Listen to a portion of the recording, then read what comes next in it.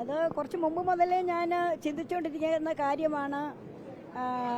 മനസ്സ് മടുത്താണെന്ന് തന്നെ പറയാം. കാര്യം കോൺഗ്രസ് പാർട്ടിയിൽ നിന്ന് എനിക്ക് മാനസികമായിട്ട് ഒരുപാട് വിഷമങ്ങൾ എനിക്കുണ്ടായി. ഞാൻ റെയിൽവേയിൽ ജോലി ചെയ്യുന്ന സമയത്ത് എനിക്ക് കണ്ടക്ടർ റൂളൊക്കെ ഉള്ളതുകൊണ്ട് എനിക്ക് പാർട്ടിയിലധികം മുൻപോട്ട് വരാൻ പറ്റത്തില്ല. കാരണം അതുകൊണ്ടാണ് സ്പോർട്സുമായിട്ട് ബന്ധപ്പെട്ട കാര്യങ്ങളിൽ ഞാൻ കോൺഗ്രസ് പാർട്ടിയോട് ഞാൻ ഒപ്പം നിന്നിരുന്നു. കാര്യം വർഷങ്ങളായി എൻ്റെ കുടുംബം കോൺഗ്രസ് പാർട്ടിയിൽ ഉള്ളവരാണ്. പക്ഷേ ഇവിടെ വന്നതിന് ശേഷം ഈ ഒരു കഴിഞ്ഞ 2-3 വർഷം കൊണ്ട് ഞാൻ ദേശീയ കായിക വേദിയുടെ സ്റ്റേറ്റിൻ്റെ സ്പോർട്സിൻ്റെ പ്രസിഡൻ്റായിരുന്നു.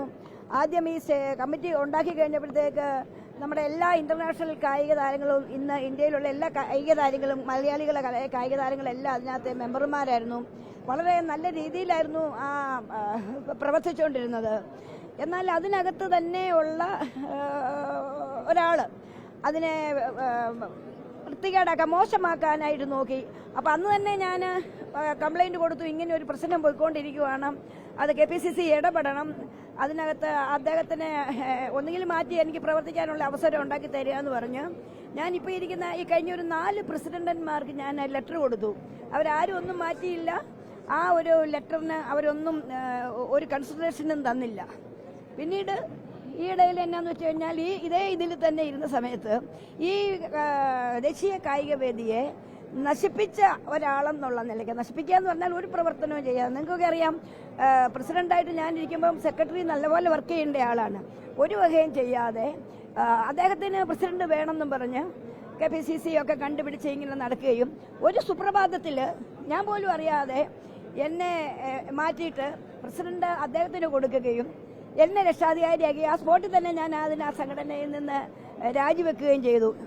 പത്മിനി തോമസ് ഈ സംഘടനയിൽ വന്നിരിക്കുന്നത് സ്ഥാനമാനങ്ങളൊന്നും നോക്കിക്കൊണ്ടല്ല. ഇന്ന് ഞാൻ ഒരു സ്ഥാനമാനത്തിൻ്റെയും പുറകെ പോയിരുന്നു. ഈ BJP വരുമ്പോഴും ഞാൻ ഒരു സ്ഥാനമാനവും നോക്കിയല്ല ഞാൻ വന്നിരിക്കുന്നത്.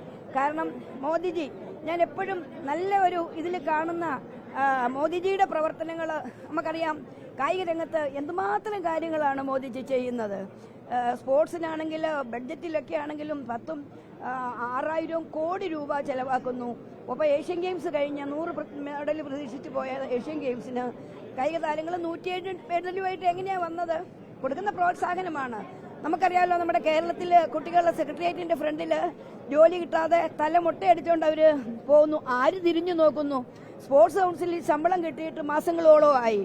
കോച്ചസിനും പെൻഷൻ പറ്റിയവർക്കും ഒന്നും ശമ്പളമില്ല. അങ്ങനെ ഒരു വല്ലാത്ത അവസ്ഥയിലേക്ക് പോവുകയും ഇതിനിടയിലൊന്നും ആരും ഇടപെടാതിരിക്കുക, ഇങ്ങനെ പ്രശ്നങ്ങൾ ആരും ഇടപെട്ടതിനെ നേരെ ആക്കുക ഒന്നും ചെയ്യുന്നില്ല.